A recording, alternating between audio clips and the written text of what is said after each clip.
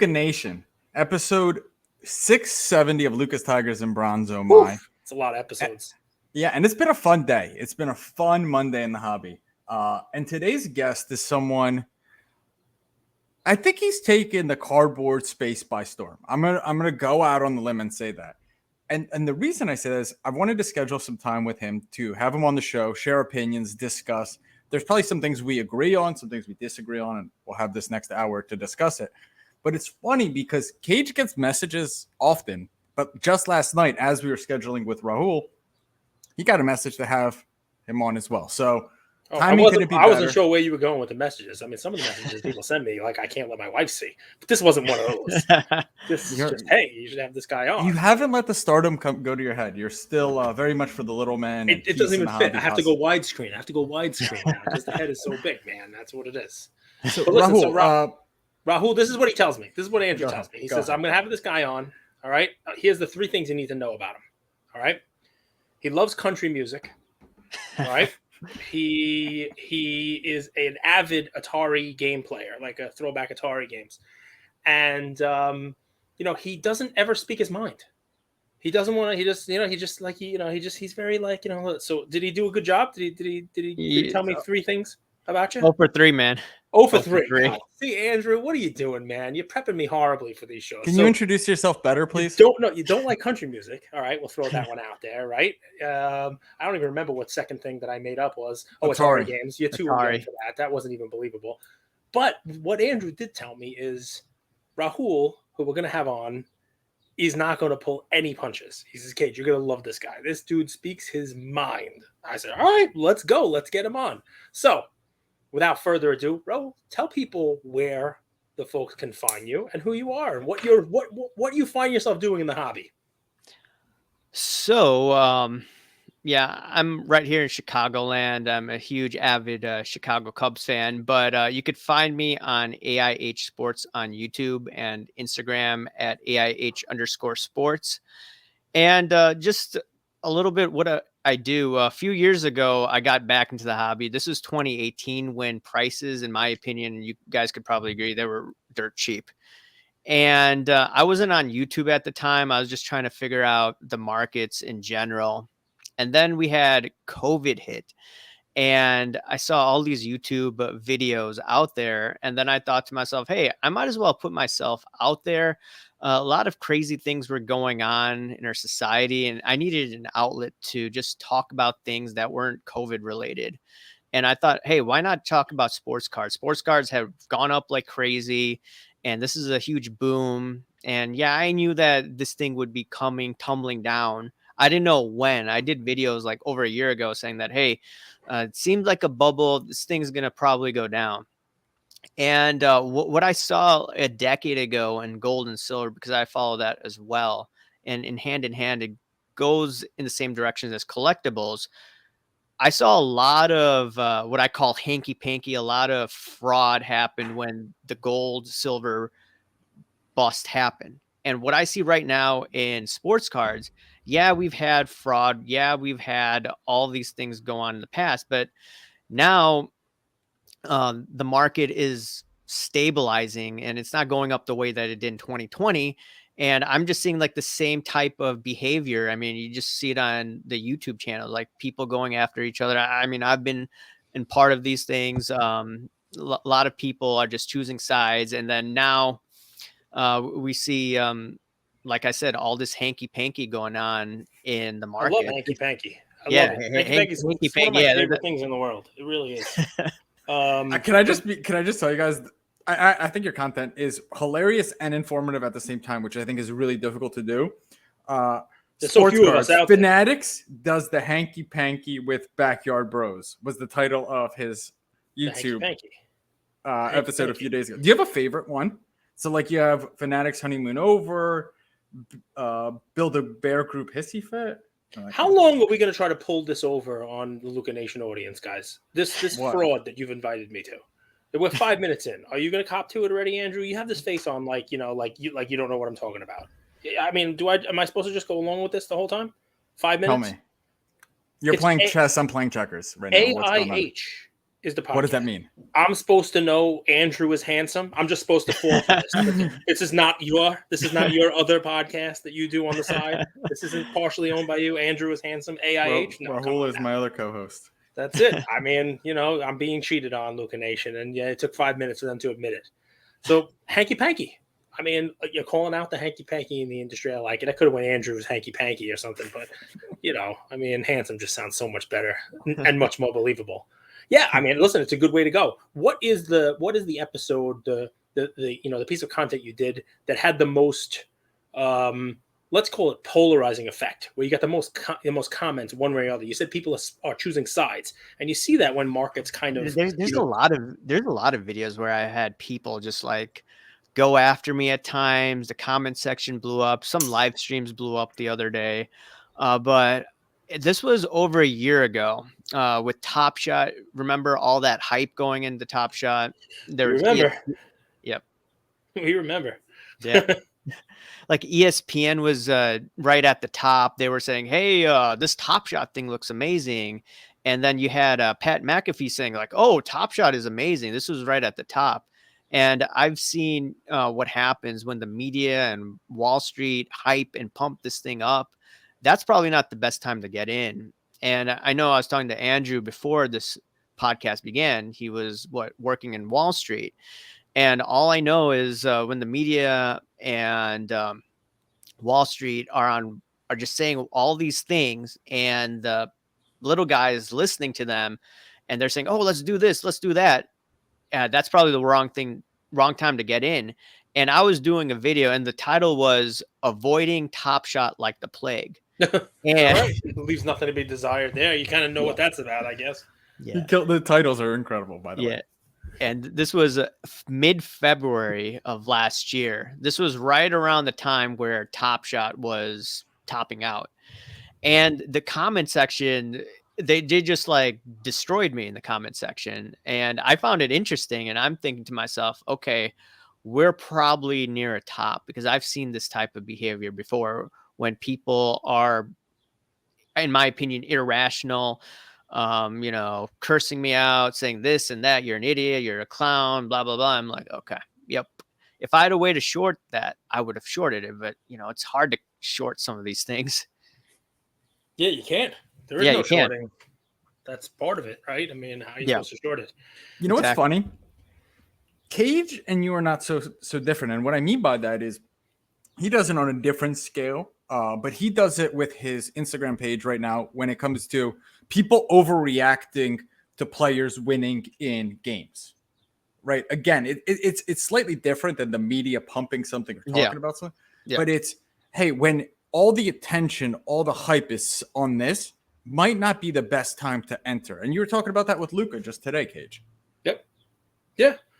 I mean, and it's more than just that, the success and stuff. I think what Rahul is saying is you can take it a step further. It's once that mainstream comes into it, once it has press, once it has celebrities to it, forgive me, and this is a joke and it's rhetorical hyperbole, but people in the NFT space, I mean, he just made a video about it saying he knows it's rhetorical hyperbole. He's leaning into it. People in the NFT space say Steve Aoki is a top signal, right? But you can take that and extrapolate it out to other things, right? Once, why is that? Because once you have that money coming in, once you have that, oh, Logan Paul bought into this, or look at this. By that point in time, right? You're right, Rahul. I think the target for folks is that retail investor, right? It's the little guy. It's it's the last people that the dollars can be squeezed out of. It's the last people in that Top Shot. Once it hits that top and people are in, and you get the big press about it, it's the last people to fill the bottom of the pyramid, right?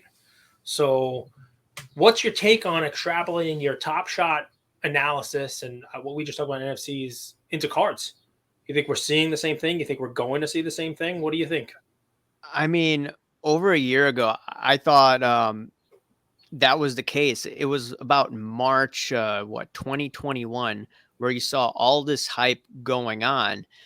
You had mainstream articles where it said that, hey, Wall Street's getting in on cards. And I did videos and it had like 150 views. Not many people watched it. And I said that Wall Street crooks are getting in or something like that. And I was saying that in the comment section. People were laughing at me.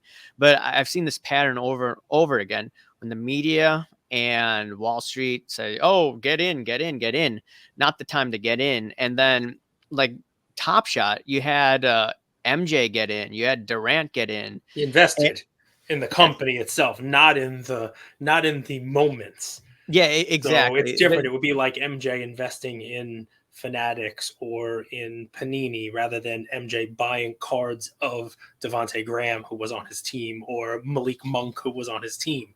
That's a very different investment there, because the business model and the revenue model is not always the same as whether or not the common folk are going to make money buying the items. Right? As a matter of fact, oftentimes when the company starts pumping up the revenue stream to take care of its investors, that's when the common person usually gets screwed.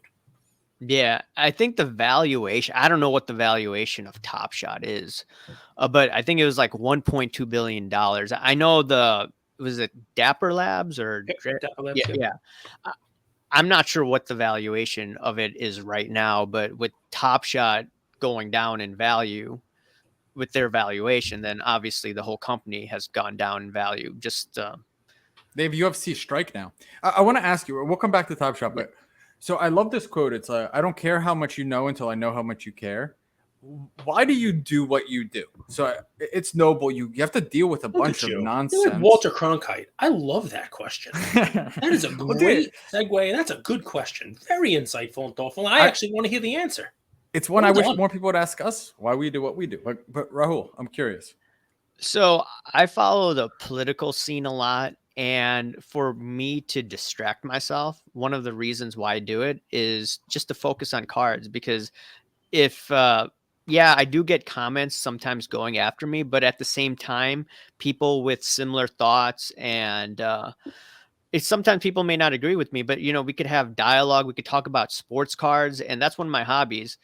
I'm sure that all of you probably in your personal life, maybe your friends and girlfriends, wives, I don't know where you are, but like my wife, I talk about cards all the time and she's like, this is okay, ridiculous. Okay, you talk about it way too much. And my other friends, they say, okay, I don't know what to tell you. And their wives say like, you're obsessed with cards. So where is an outlet? In my opinion, YouTube is one, Instagram, people message me.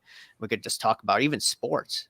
So I think that's why I do it. It's just a good way to distract yourself from reality. And yeah, you're going to have people and to leave your wife alone. That's basically what it was. Your wife didn't want to listen to you. Yeah, exactly. Which, by the way, is exactly why I'm still doing this. It's funny to say this because I was surprised that I was basically allowed to do this. And I was told, better you talk to these people than me. Yeah. Like word for word. But now she's impressed.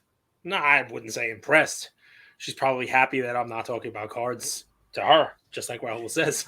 Is it, when you're new in anything, you're bound to make mistakes, right? And you've said a few times, like, I've seen this pattern over and over. I've seen this game. Yeah. So it seems like you have that pattern recognition. You have that experience. And are you hoping that your experience saves other people from making mistakes and losing money? Yeah. I mean, I've been burned many times, just trading, investing, etc. And a lot of people weren't there to guide people. Some people may say, hey, let people learn their lessons. Like, yeah, sure, you can do that. But ultimately, if I can help anyone out, I could share my experiences where I've been burned, and then other people will not make that mistake. And that's part of it, what I was doing. Like videos last year, when there was just so much hype, so much hysteria, I had similar type of videos. I mean, some people are saying, oh, you're just doing from the clickbait. But if you go back year over year, the only difference is there's less content creation and people are just coming to me because I've been consistent in what I've been saying, despite what the comment section say. Oh, you're negative. I mean, you could look at over a year ago that I've been negative. Your content is talking about the potential problems, and people were not seeking that out because when everything is good, right? When everybody is making money, when it's a Right. big party and it's to the moon when Lambo, nobody wants to hear the fudder. Nobody wants to hear, about fear and uncertainty and doubt. Nobody Right. wants to hear about that other side. Everybody just wants to hear we're all in this rocket Are you ship. purposely dropping NFT terms, NFT Yeah. jargon? Yeah. I mean, Good. because it's very appropriate jargon, right? And it's very appropriate for, talking about different asset classes. But here's where the rubber hits the road, right? Distill it for me. You've done a bunch of episodes. The people who are listening to this now, they're 15 minutes in.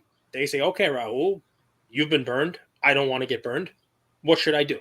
I've been buying cards. I still have my cards. I've got a bunch of modern cards. I've got a bunch of ultra modern cards. Are you saying right now the way to not get burned is just sell everything?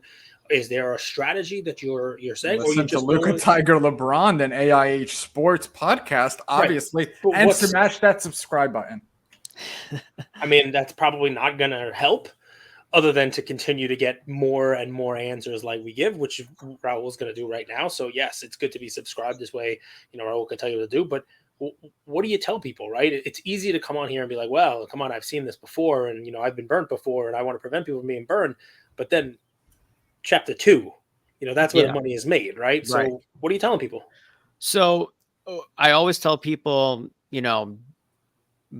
obviously do your own diligence before you buy a card. This is not investment advice. I just tell you my opinion. Like bigger patterns, I say, hey, like I've seen, the tops, so people watch out. But answering your question, so over a decade ago, I brought on my other buddy in one of my StreamYard live streams. And he saw the gold and silver crash, and what he follows the miners. It's one of the hardest industries, in my opinion, to speculate in. And what he found out was one gold stock. It's actually a gold streaming stock where they provide financings. It's called Franco-Nevada. So year over year, 10 years ago, if you look at that stock, it was what, $30. Right now it's what, $130. I do have an option position just as a disclosure. But Franco-Nevada, that's like the cream of the crop for the last 10 years. That stock went up, what, 4 or 5-fold. And while gold prices have remained constant. So people may ask, what does this have to deal with sports card? So what I tell people is, okay, if I were to wake up 10 years from now and looking at the model of what happened with Franco-Nevada, I want to look at sports cards that are most likely to retain their value. And right now, that these are cards that I'm not paying that much for. I'm looking for slabs basically under $50. I'm looking for non-rookie Jordans, non-rookie Gretzky, Opeaches. I'm looking at even some Willie Mays cards that no one's looking at. And I'm thinking to myself, if I were to wake up 10 years from now, because I'm more of a long-term guy, this pandemic changed everything, because in the pandemic, all these cards went insane. So I had to take profits. I never thought the cards would go up 20, 30x, but the collectibles, they gradually go up. So I'm just looking at that. And every month I'm just dollar cost averaging into these individuals, like I said, Jordan, Gretzky, Mays, and then so you got goats, right? So let's peel this back, right? Because I love it. I love it. It's, if you want to know, check out Barrick Gold, check out Newmont, check out the big miner stocks, right? Because you're going to see where they're going. I get that. I thought maybe we'd be going into like, okay, miners dictate gold price. What, maybe card companies or, companies in the space might dictate the price of cards, but we'll get to that in a second. We've had a bunch of guests on, and probably for the last year, everyone has said almost the same thing. We asked them what inning we're in. They told us we were idiots. But beyond that, we said, well, what do you invest in, right? What's the thing to get? And they all said, you want to buy rare, one of ones, numbered, expensive, limited, rare stuff. Not rare because of the grade, but rare because it's rare, and you want to be in Patrick Mahomes rare stuff. You want to be in Luca rare stuff. You want to be in like real rare and like high value. And you come on and say, where I'm putting my money is in some of the most mass-produced cards that were ever made, some of like the Jordan slabs that are less than $50, that there are thousands upon thousands, probably hundreds of thousands of the cards made. And you also, the people who don't say one of ones, they also say buy rookies. Buy someone's rookie. Go out there, make sure you got a rookie. You're not buying. You're saying no rookie. Don't buy a Jordan rookie. Don't buy right now, no. I mean, eventually, in some of my videos, I've talked about a recession. I don't think we're at a recession yet, but I'm looking at the timeline around 2024, 2025, when that recession probably comes. That's when I want to be looking at all those scarce cards, all those rookie cards, the Jordans, the Gretzky's. That's when I want to be buying those rookie cards. Right now, my strategy is okay. Sure, some of the Jordan slabs are mass produced, but the O-Pee-Chee cards, I see no one really touching those. I mean, the rookie, obviously, people are buying that. But Willie Mays cards, some people may argue that he's the third best player. Some people say the second best player. Right. And no one buys, Willie Mays, and he's still alive. So I But want to. Rahul, so that begs the next question, right? People, you obviously work in economics, right? You obviously understand. I'm an accountant. So you obviously know how it works, right? I mean, you know what supply and demand are, right? Yeah. Our audience does too. We've had this conversation a bunch of times. From what you're saying, I mean, I just thought it was, very intuitive to say you have to buy. Andrew likes this one. He gets it right like every third time about like skating to where the puck is. No. I mean, skating to where the puck's gonna be, not where it is, right? You want to be buying the stuff that people want, right? And you want to know what people are gonna want. Maybe you're saying that.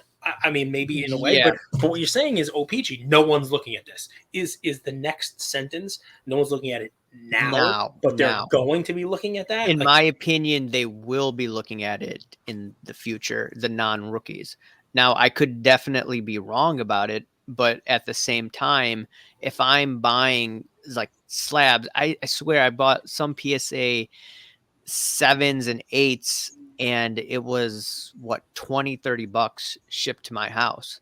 I have to look at the exact prices, and if you look at just grading a card right now on PSA, I think they did open back up economy. $50. It's $50. Yeah. So if I'm getting a card on eBay that's less than $50 and maybe even less than $30 shipped, I consider that a victory. And what I did in 2018, 2019 was I wanted to forecast what will people go to in the future. I don't know when the card prices are going to go up. I just want to be early. And then when people are chasing, I want to sell some of those cards. And then I may keep some of those cards for my own personal collection. So the way that I see it is I don't want to chase like the flippers. I just want to anticipate. Could be a year. It could be 3 years, 5 years, whatever it is. I want to then sell it to them who said, oh, everyone's getting on that bandwagon. And then obviously keep some for my own personal collection. I do have a question on this, but Cage, you want to is that why you're so passionate? Because the thing that causes people to chase is the media in today's day and age? It could be the media. It could be influencers too. Influencers is media though. Yes. Okay. And I appreciate you kind of like media or influencers or YouTube or Instagram pages or.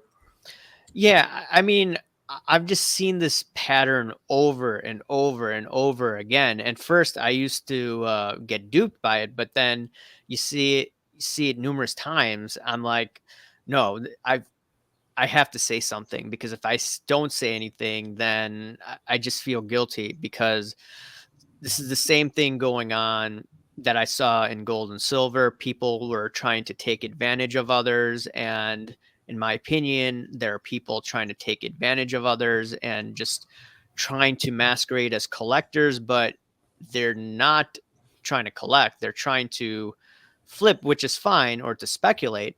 But, they hide behind the community, but in essence, they're just using the word community just for their own personal gain. Okay. I mean, the difficult part that I have for this is believing that there will be a cycle, no matter when, where the influencers or collectors or the hobby in general will be looking for mid-grade, late-year Willie Mays cards. And maybe what you're saying is, hey, I'm buying them for $25, $30, $35 right now, and I'm willing to sit on those for 3-5 years, however long it takes, and they'll be $100. And then I have 3x my money in 5 or 10 years. Yeah.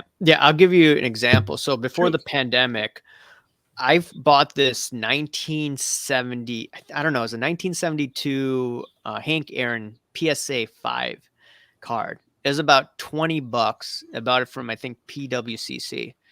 And obviously, he passed away. And with the pandemic, that card right now, I think, is what, 60 some bucks, right?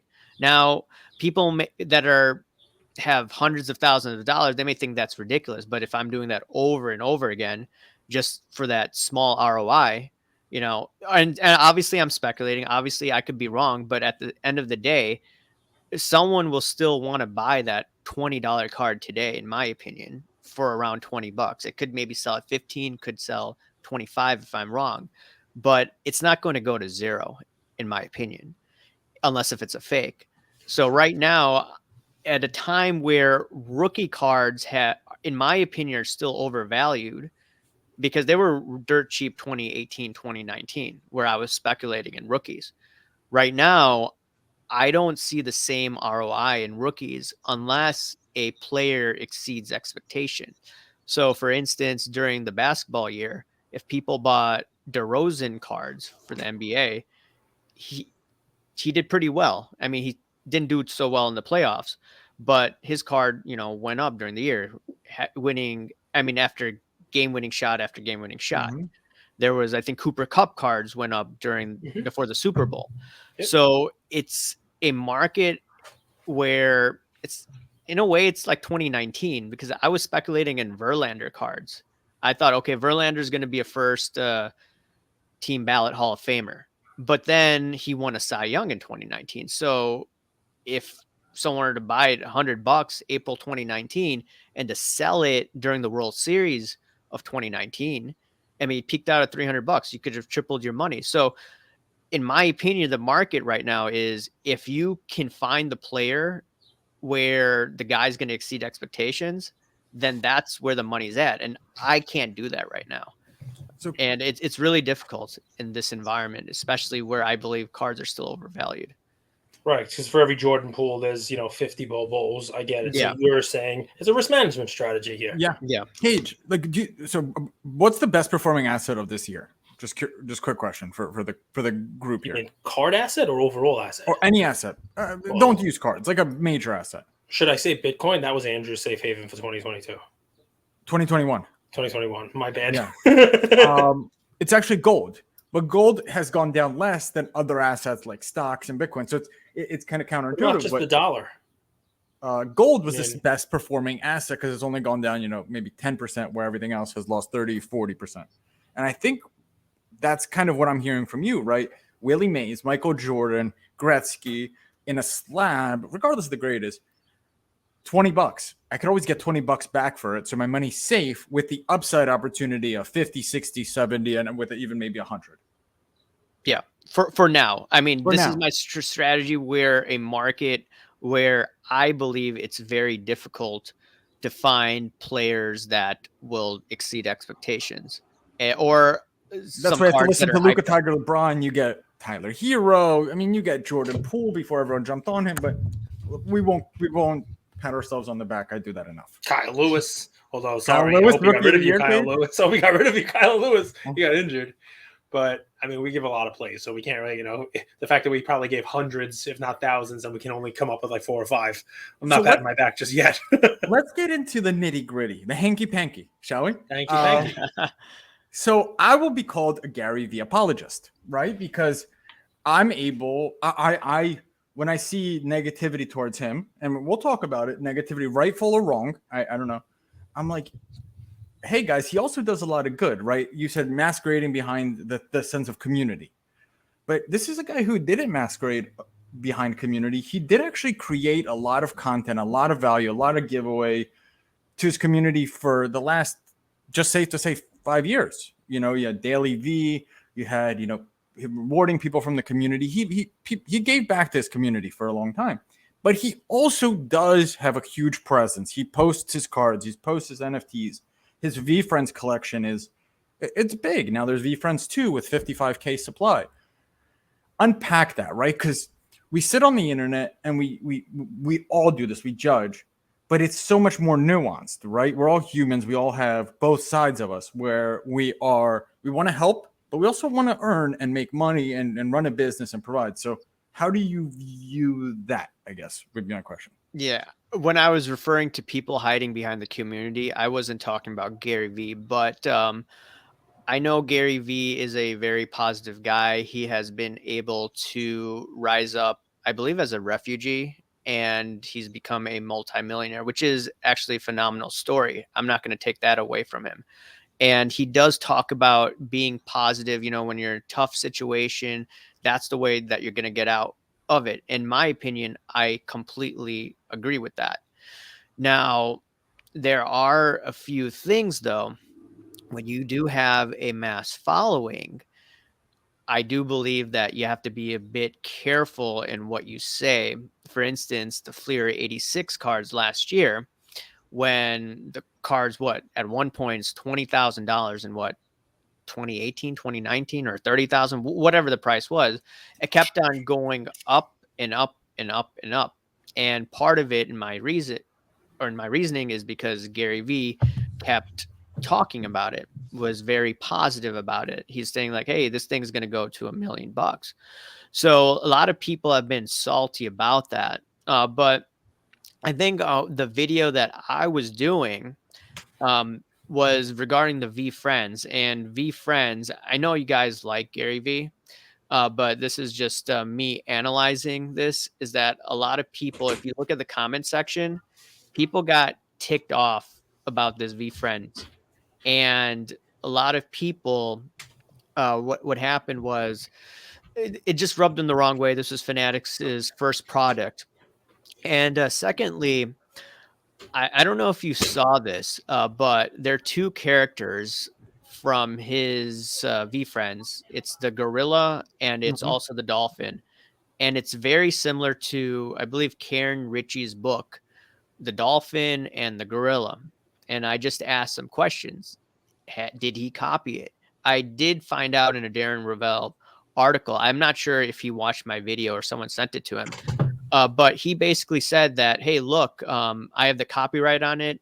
And long story short, I don't think anyone could go after him about that legally.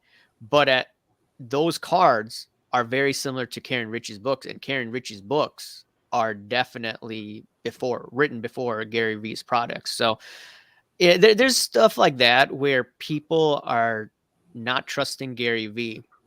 Where did he take the characters from an author that didn't sell that many books? It's just some not inconsistencies, just some nuances that rub people the wrong way. A lot of people in my comment section thought that he actually took it from that author. So it's a mixed bag on GaryVee. So I'm not taking anything away from him trying to help people through a rough time. It's just that a lot of people look at him as sleazy. And I know that you guys like him and have had some. You like the Red Hot Chili Peppers by any chance? You ever heard of them? Yeah. They're good. Yeah. You ever heard of Tom Petty? That's cool. Yep. Yeah. So, I mean, you listen to both of them. They all have fans. I mean, there are people who probably hate them.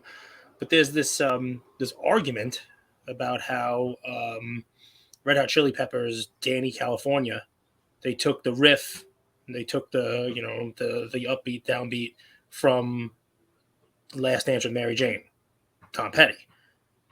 I wasn't there when they were in the studio making it, but people are influenced by a bunch of other things. I mean, maybe this is a book that he read and subconsciously it was in there, and it's one of those things. I can't tell you, and I'm not going to be. I'm not Andrew. I'm not the apologist for anybody, but I can see how something like that would happen, especially somebody's drawing. I mean, there's only so many ways you can draw a dolphin. You know what I mean? So, and he's got hundreds of these other things. Though, is sorry to interrupt. So it was Determined Dolphin and Determination the Dolphin. I forget who had which character. That was one. And then there was Gratitude Gorilla and Gratitude the Gorilla. I think that was from Karen Ritchie. So that just seems really strange. It could be just a mere coincidence because alliteration. I mean, there are some ways you could use the letter G, like Gracious Gorilla or Dauntless Dolphin, but it could just be a mere coincidence for all we know. But a lot of people is a stretch, but I hear you. I understand what you're saying. But listen, it is what it is. I mean, my take is, and there's going to be a lot of this, right? We got to give people the benefit of the doubt, I think. And I think we're much quicker to give people the benefit of the doubt when they're making us money. Isn't it amazing how that happens? And yet when we're all losing money, all of a sudden we're attacking the shit out of each other. It's, the book that everybody's copying is not, the gorilla. It's Romeo and Juliet. Now it's West Side Story. It's, we're all at each other's throats and we're all ready to attack each other. It's amazing how that happens. It really is. One of the things I'm navigating as we do this for 2 years now. Obviously, you go through stages, right? And you know this.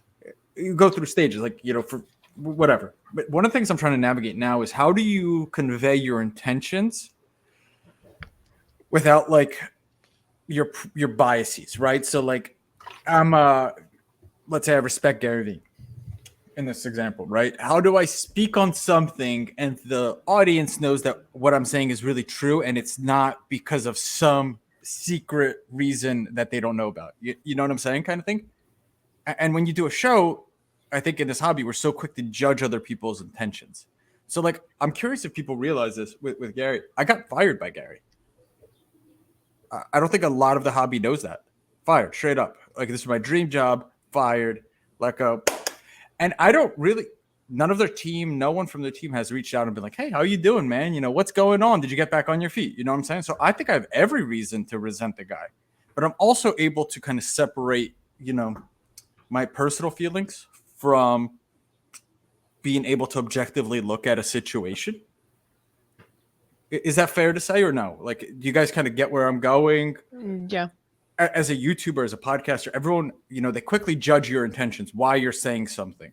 Right? Oh, you must be defending them. You must be defending this guy. You must be because you have, they're paying you or whatever. That's reasonable, though.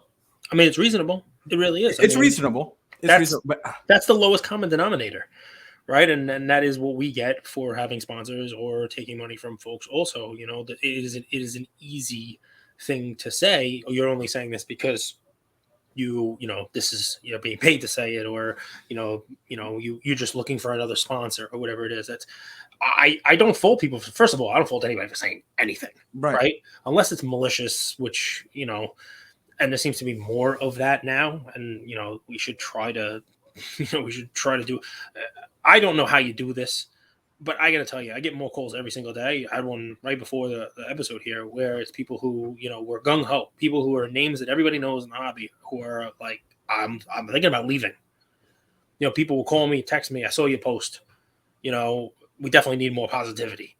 I'm drowning in this. I used to like to, to open up Instagram and see this, and this.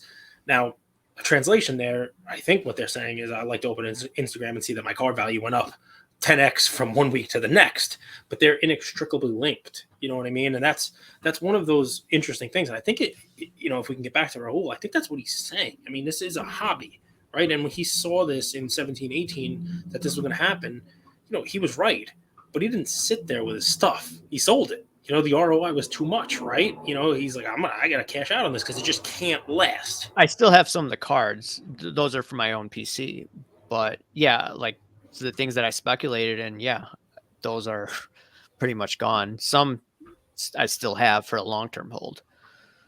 Yeah. So, but I mean, now we have a lot of people who are still holding. They caught the tail end of it, right? And they're riding the wave in. You saw the wave coming, and got ready for it. It was Bodhi. It was Point Break. You caught the right one, man. There's 2 Point Breaks. Yes, there was one terrible remake. Yes. You didn't like I thought the remake with the squirrel suits was actually better than the Keanu Reeves one, and Patrick Swayze. Oh, is that terrible? You should burn in hell for that. But it's okay. You'll probably like the new Top Gun movie too, much more than the first one. It's, you like copies.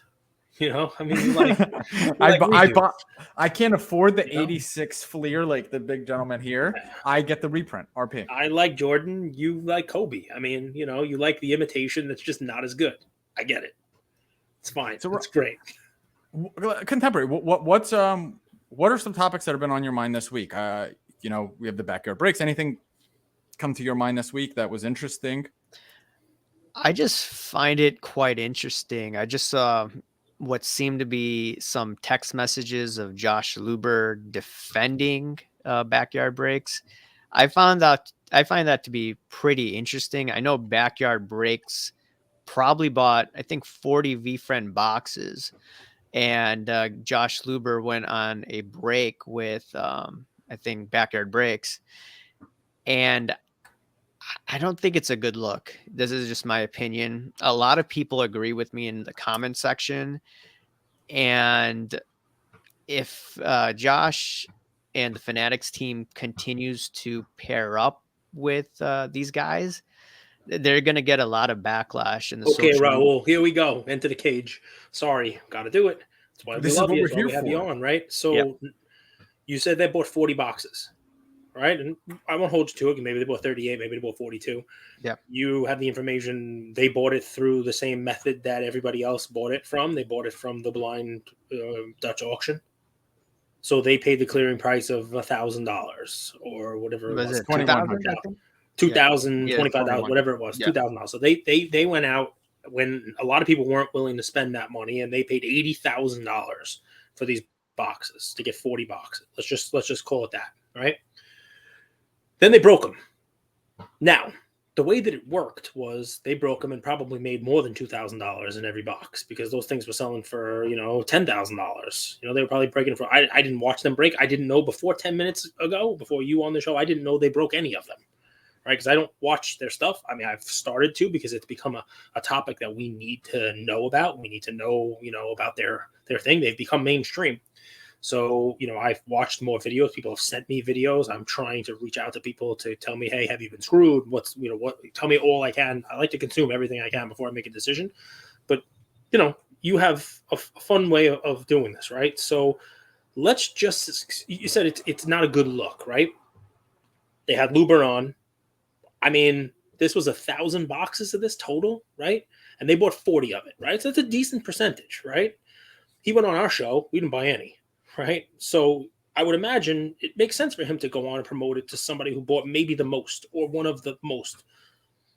If this was 2 years ago, right, or a year ago, and this happened, and they bought the boxes for $2,000 and broke them for people for $4,000, right, and they went to 6 or 8, where every single person who broke with them sold their one of ones for $3,000, everybody basically made money on it, right? Everybody was able to sell. You think the comments would be the same? You think the people in the comments would be saying it's not a good look for Luber to be pairing up with these guys? Because everybody in those comments would have either been someone who made money on it, watched people made money, or watched it be a success. Instead, we fast forward to this year, when instead what happened was because of the fiscal markets, because of where we were, the boxes pumped like crazy. Right, and they went up to $10,000, and backyard breaks probably made a couple $1,000s each box, and then immediately they fell. I don't know if they broke all 40 of them at a huge profit. If they broke them all the first week, second week, I don't know exactly what it was, but instead, what you have was because of the way that the market is inflated right now, crazy, hyped, you name it. People lost money on those breaks. Josh Luber went, he wasn't hoping people were going to lose money. People bought in at a higher price, and they wound up not being able to get out with what people lose money in breaks all the time, by the way. Let's just make sure that's something that gets said as well. But is it a bad look because it's a bad look, or is it a bad look just because the timing wasn't right and people lost money? Well, before getting to the answer, so the issue with these boxes, I don't know if you watch some of my videos, a lot of people didn't talk about this. These boxes were shilled like crazy.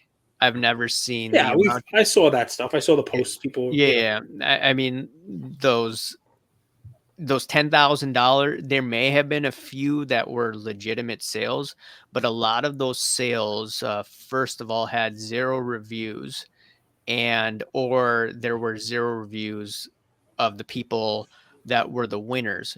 So in terms of what the actual price was at the top, I'm not exactly sure, because those auctions were just ridiculously overpriced. I did see some auctions lately, maybe around 5,200, that seem legitimate. I have to look at the data more, but I just wanted to point that out.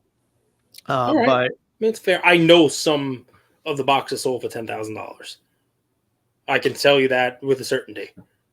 That it wasn't that none of them ever got to 10,000. I can tell you with an absolute 100% certainty that there are people who got $10,000 for their boxes. yeah, that's quite crazy if someone were to pay $10,000, unless this VFriends things picks up in the coming years. But yeah, a lot of people have been salty over just Fanatics. 6,000 is the recent sale on eBay. 6,000, Recent, yeah, yes. around there. Well, I mean, Andrew, you know somebody who broke a box on Whatnot and got an average of $1,000 for 10 slots. So that's a $10,000 sale for a box right there that was paid for and consummated.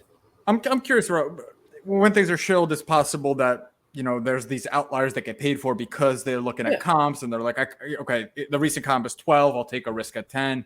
So the money's out there. It's just, even if it's 6, even if it's 6, right? People broke in at 6, right? Backyard's making their money, but they had to lay out $80,000 with the potential that this can go down to $40,000. If what I mean, your argument now of it's ridiculous to be paying this stuff because who knows what's going to be. Well, they had to believe in it enough to put $80,000 in it because it could have been cut in half that very next day if what you're saying is right. So we'll move past to the answer part, which is they broke it at 5,000, let's say. Right, they broke them at 5, 6, whatever it is. They're making money, right? Let's say let's just say, for example, that they broke at $80,000 worth of product and got $150,000 back. Okay, fine, they made money. No one else did, right? I mean, there are probably a few people who got the 101s and they probably did okay, but most people are salty. Is that why it's a bad look for Josh Luber? How does Josh Luber control any of that? He doesn't control any of it, but if you look at the comment sections just throughout Instagram or YouTube, they're just bashing the fact that, okay, this is Fanatics' one of the first products with Zero Cool VFriends. A lot of people didn't like the fact that, hey, look, they're pushing this out when they could have pushed out other products. They would have probably been more happy if they pushed Jackass cards first. And the storyline could have been, hey, we're going to have more celebrities down the road because Fanatics has all these ties, has the money to attract these celebrities, et cetera, et cetera, et cetera. So a lot of people just look at it everywhere. They did not like the way that they started off. So they struck out. And then the other issue is, they wouldn't say they struck out. And also, Fanatics won't say they struck out. That's true because they sold all of their boxes. And at $2,000 and everybody paid, you know what I mean? Like it was a blind. They prefer a more visually appealing, less commercial thing as their first release. Which but listen, the Jackass one was a good second release because it was mass produced by comparison, right? The VFriends release was a smart release for them. One, it had Gary behind it, so they knew it was going to sell out, and two, it was limited. It was 1,000 boxes. They were able to proof of concept. They were able to test their marketing strategy out. They were able to use a smaller release to test out this, blind reverse Dutch auction that they did, right? And see that it worked, test out their tech with a smaller buyer base. I mean, there's a lot of reasons why you do a limited release like this, especially with a name attached to it with already a built-in market. Think about it. If they would have done Jackass and the clearing price on it was like, $50 a box, which it might have been if it didn't have the tailwind of VFriends before it, instead of people saying, "Oh, look at Jackass," that VFriends shouldn't have been the first one. Jackass should have. They would look at it and say, "Wow, Zero Cool. Why would they even do this? A $50 box of Jackass cards? Is it even worth it? They should just stick to sports cards." I think the point that I'm trying to make is, I don't think you can make the masses happy in a downturn. I mean, your answer for these things is just look at the comments, look at the comments, look at the comments. And yeah, I look at the comments all the time. I mean, I see the comments, and the comments are filled with people who have been losing money for a year. So they're salty. NFT Twitter today in the last week and a half is literally a carbon copy. You just sub out the jargon of NFTs for cards. They're just eating each other alive. But when 6 months ago they were all riding the wave of to the moon, they were all loving each other and like, good morning, we're all gonna make it. But I have my take on this. It's slightly different than yours, Cage, but I'm curious. You're the guest, Rahul. I'm curious, because it sounded like we cut you off midway through. That's what I do. Sorry, Rahul. Don't feel special. I cut off everyone. It's dialogue. It's conversation. We're eating. It's kind of like a dinner room chat. So, but I want to give you're the guest. I want to hear, kind of you finish it or you take it. But I also have a take on this as well. Oh, yeah. Just more to get into this. So the people that are leaving negative comments, we're going to be potentially interested in other Fanatics products. So if people are rubbed the wrong way, then less people are going to buy. And the people that are buying, from what I've been reading, and you could correct me if I'm wrong, are breakers. And if Josh Luber is more in bed with backyard breaks, where we've seen the video from Card Porn, right? You've seen it, right? Yeah. Who is that? Card Porn Instagram. Well, yeah, you know it. Okay, you're joking. Yeah, you talking about the one with the cards? Yes. Right, the deck of cards. Right, okay. Yes. So there was that, and then we all not a good look. I mean, yeah. I have asked about backyard breakers. What else can be said? And Card Porn actually sent me that video before they posted it, and I will agree, it's not a good look. 100% not a good look. It's not a good look at all. So while people were skeptical, what I was saying earlier on with the VFriend stuff, now people are more in line with what I've been saying about, hey, they've been going on this backyard breaks, or Luber's going on this backyard breaks, and then now this other video surfaces, and there's other stories with backyard breaks too that have rubbed people the wrong way. So in my opinion, I mean, could it be possible that basically Luber says, hey, backyard breaks is an audience that's younger. It's kind of what I'm, the pop culture stuff. It's what I'm marketing to. They're a huge, account with huge numbers. I'm going to go on there, and he's getting swept up in the nonsense, right? I mean, I'll give you a real life example here, right? I mean, we used to be sponsored by Starstock, right? And then we weren't. And then Starstock didn't send cards to people. It would be, I wouldn't like it if people were like, I'm not listening to Luger's Tigers and Bronze. They're obviously assholes because Starstock's not sending cards back to us. I mean, yeah, we were tangentially, we were partnering with them. We were sponsored with them in the beginning. But, I don't have any control over how they ship things out at their company. Yeah, sure. I mean, we had a relationship with them. It's the same kind of thing, right? I mean, Josh Luber's involvement with them, I don't want to be a Josh apologist or anything like that. I'm just trying to take it from, an outsider view. Josh is trying to promote a brand. He finds a company that bought a bunch of shit, that bought 40 boxes of this thing. They have a huge following. It's a following that's probably, where he wants his stuff to go, and he goes on there. Now, if in a video where he wasn't there, that he probably hadn't seen because it's probably got dug There's up. There's text messages of him commenting on it. So it's what looks like it's DMs from someone who was, someone who knows Josh, who asked him about this. And it looks like he's answering it now after the fact, after finding out about it. I wouldn't take that he knew about it before. Because he was still defending backyard breaks. But defending, he's basically saying, look, I mean, I know these guys from my involvement, my own personal involvement with them. It is what I don't want to. I understand what you're saying. I didn't view what he wrote as defending them. It'd be more of, what does that have to do with that's how it's being perceived. Okay, well, as Andrew said, I understand. I understand your opinion. I'm just saying that there's a lot of people, and if people are being rubbed the wrong way, the people that have the disposable income to buy this Fanatic products, then who's going to end up buying a lot of these products? It's going to be the breakers. And then now people are turning on the breakers. I've just saw a few videos today. And there's definitely hanky panky going on with these breakers. Let's go. I think really where it comes down to is, I mean, when there's money to be made, no one gives a shit about this stuff. And Yeah, I agree with that. They're not buying it no matter what people are doing, no matter how there's under the deck. Can I ask a question? It seems odd, but like, so we had a family business cafe, and every once in a while there would be a negative review, and sometimes you had to differentiate a negative review from someone who ate at the store or a negative review for someone who didn't eat at the store. Right. Who's opening up a cafe down the block. Right. So all of these people that are, in the comments back here, are those their customers or they're their competitors with vested interest to tear this company down? Because we have a sizable audience. We're not the biggest, but we have a sizable audience. People know us. Information gets to us, and pretty quickly. I mean, I haven't had a single DM of a disgruntled Backyard Breaks customer.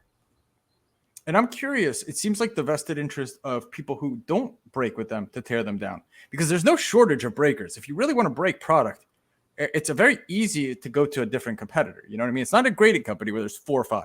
There's infinity. So if you really hate them, they screwed you over, you didn't get a good hit, you could go to someone else. It's true. Yeah. The thing is that what rubbed people the wrong way is that Kaboom, Trevor Lawrence, what is that, the $16,000 car or whatever. So it just started out from there. So I don't think that is a competitor. I mean, this is just consensus around all the other channels that I watch that I don't agree with, channels that I do watch that I agree with. There's consensus. Community, real quick, can you verify in the comments if that Kaboom fiasco was taken care of or not? Just I'm curious in the comments, because from my understanding, that was taken care of with the customer. Backyard Breaks, listen to this. You should come on the show. We'll have you on the show. We'll give you a fair one. But let me know in the comments. Agree with Rahul, I love what you're saying about how every channel has it, everybody has it. Everybody says it started with the Kaboom and went there. And I mean, listen, if everybody's right, then everybody, the masses are right, then they're right. I mean, everybody sailed off the edge of the earth. Christopher Columbus was the one that was wrong. I've never subscribed to just because everybody is saying it means that that's the right way. In fact, if this podcast started with everybody saying it, go the opposite way. Everyone's telling us Top Shot's the worst or the best. Don't buy in. So especially when you have that unison there, especially when you have that uniformity of message, that's when I'm actually a little more skeptical. When everybody's saying Backyard Breaks is the devil. It's not. It's multiple. You could say transgressions. It's not just one particular incident that has rubbed people the wrong way. So now I've seen the Kaboom incident, which, by the way, I'd love to talk to the guys about it. Handled completely wrong, just totally wrong. It was a giveaway, and Spot, they said, you know what, we can't give this away. It's $16,000. They're kids. That's a mistake, right? It's bad. Right. If you were breaking with them and saw that and said, we can't trust these guys, it'd be completely the right analysis. No problem. All right. But as far as I've been told, no one has a transgression that they've, to that level or any level before that. So that's exhibit A. Right. We got number 1. That was a biggie. They came out the next day, apologized, said, don't worry about it. We're going to sell the card and give that money to charity. That wasn't good enough either, okay? Because they weren't going to do that because still, someone was going to get the guy. This is what I hear. I'd love, again, like Andrew said in the comments, to verify this. The very next day, of course, with a lot of pressure from the hobby and, this is big money and big business, not only did the person get the card, because I saw the person who got the card on Twitter verify they got it. I saw them post a picture. They got it. I do remember this way back when it happened. But I think they also still donated that amount of money to charity. So it wasn't a mistake that didn't burn them. Obviously, they have a reputational hit, right?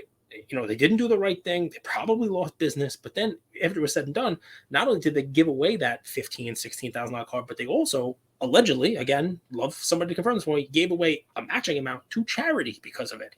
So that's a nice little hit. And as far as I'm concerned, you don't forget. But with one transgression, I mean, forgive, maybe, okay. I mean, you speak with your own money, and Andrew talks about that all the time, right? We all make mistakes. I certainly make mistakes myself, right? And I try to correct them as quickly as I can. I mean, there's also rumblings that they open product before. The rumblings, right? So the only other thing I've gotten, and this is just from the last week, is this potential deck of cards that has a marked card on it, which, as I've said a couple times already on the show, doesn't look good. Have you ever dealt cards? Have you ever dealt with a deck of cards that has a dark back black? Some of them do Rounders, that's chip. how they get jumped. Some of them do chip. But this one, they said in the beginning of the video, I did watch it. It was a new thing. It doesn't look good. I cannot defend it. But so far, that's everything I've gotten. Now, I'm sure there are people who will message us and say, I didn't get my cards, or I got the wrong cards, or my cards came packed shitty.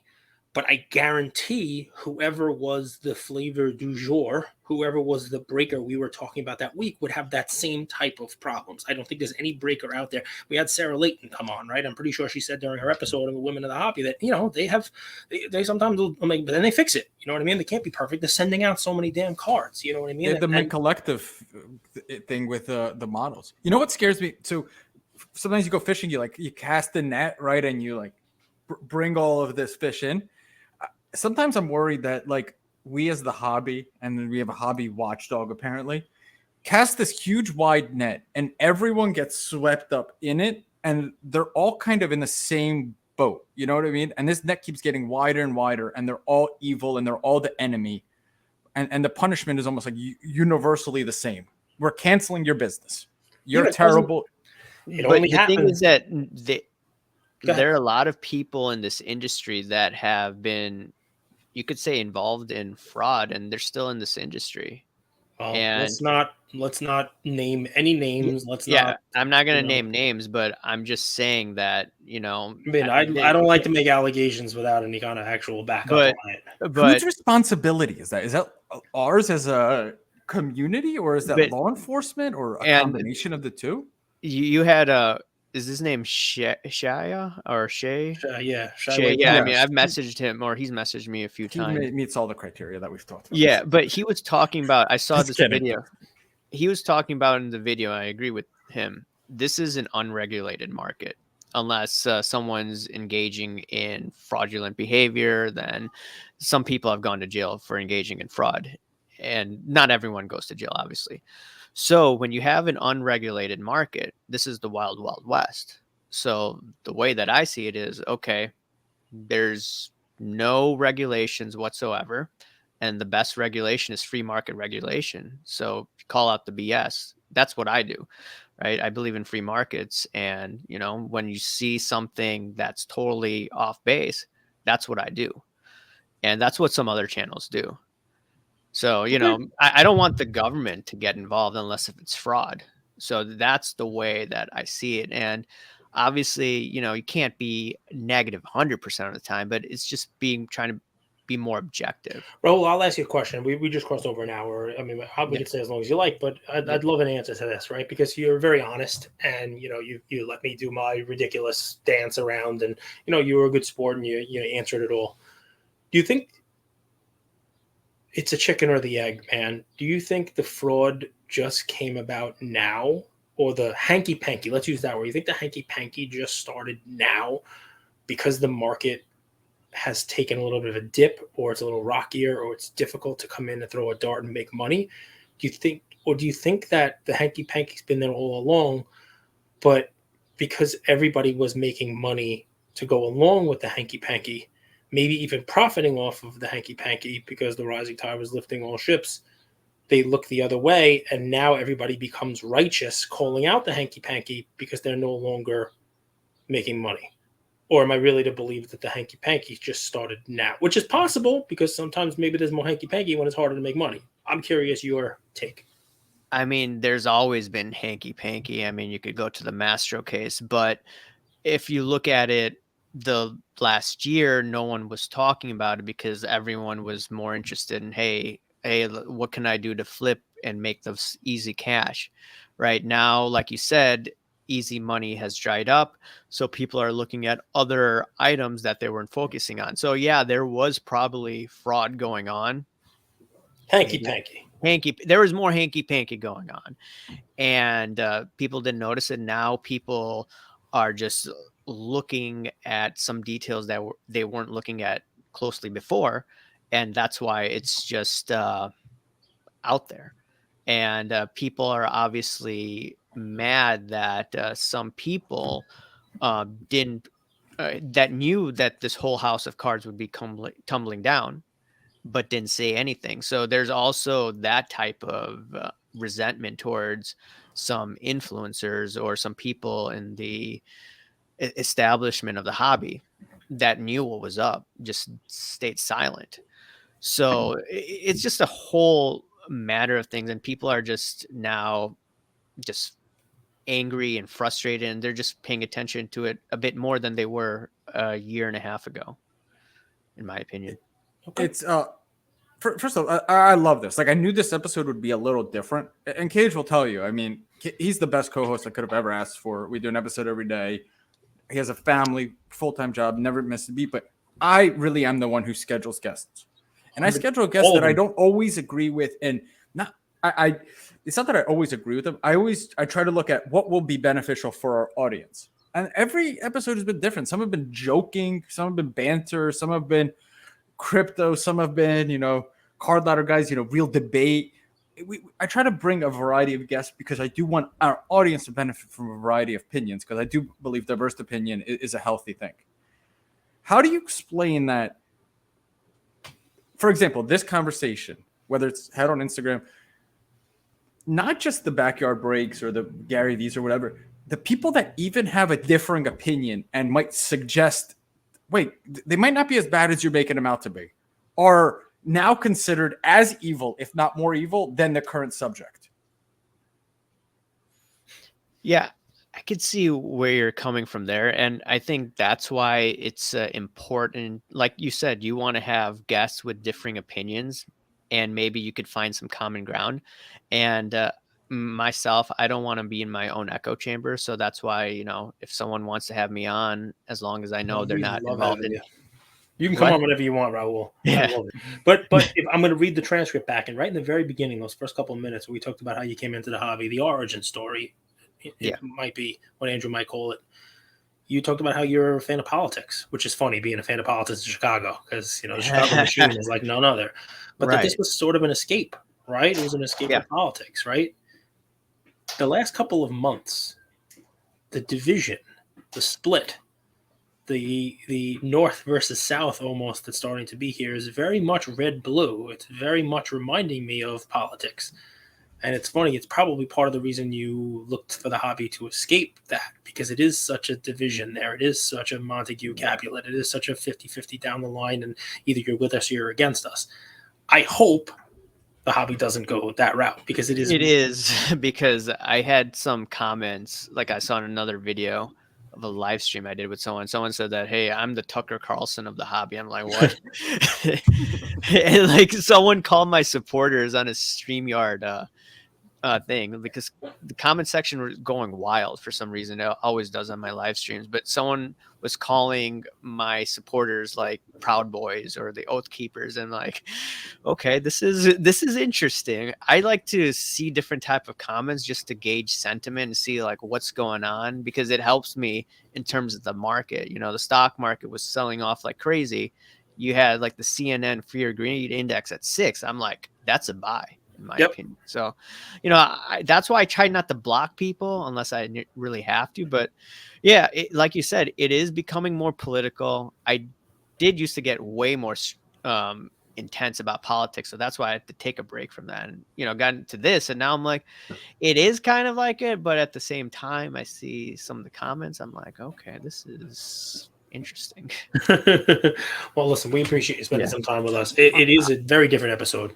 I appreciate very it. Different. I'm curious, and I wanted to have you on. You're good at what you do. Very good. And I mean, you're definitely a different communicator than Cage or I. But I think when you strike a nerve and you cut right down the middle, and at least you're speaking truth or your truth, it's so powerful. Why did you say that we're going to have a recession in 24-25, I think you said, and not now? Because some people might think we have a recession now. And I'm curious from a macroeconomic standpoint why you said that. And we'll wrap after this, Cage. Yeah.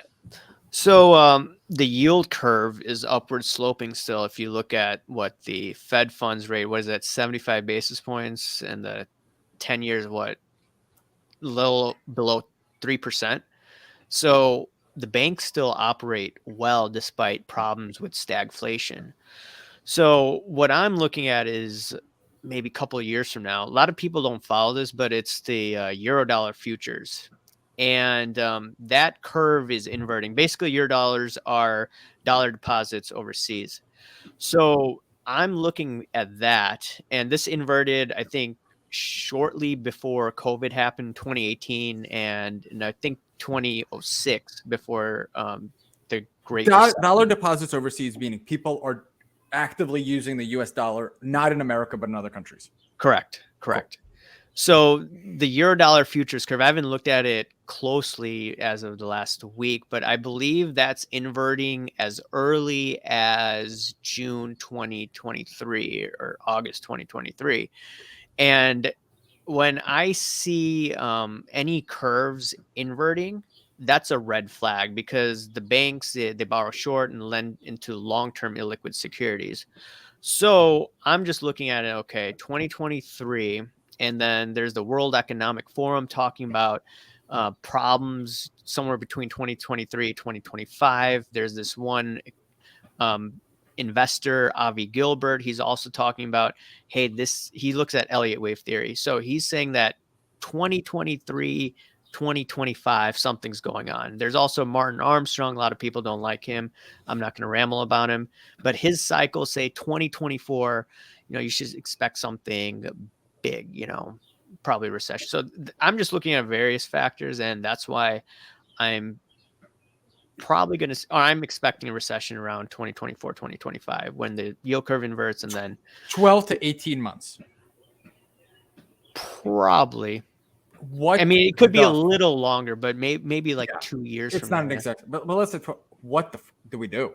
Or do we buy gold? Do we buy Bitcoin? Do we buy treasury bills? Like, what was the Cage that you got the most DMs about? I-bills.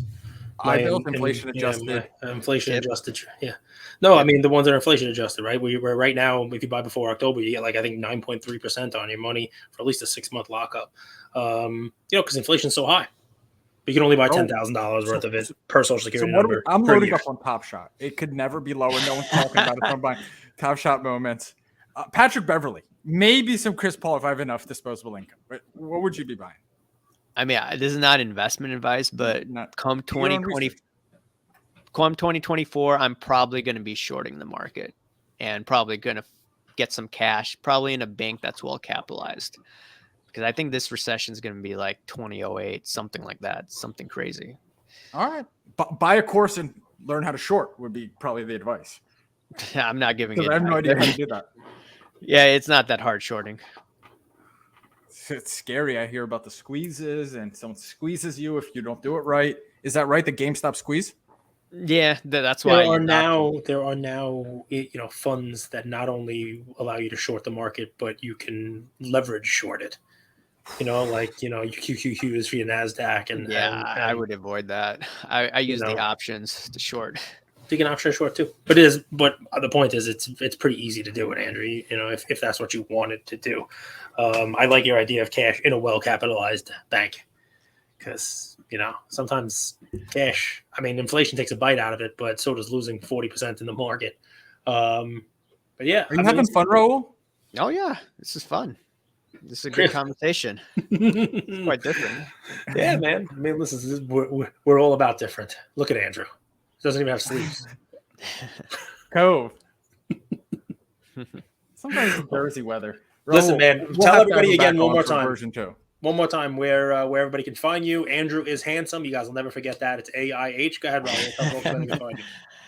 Yeah, on YouTube, AIH Sports. On Instagram, AIH_sports.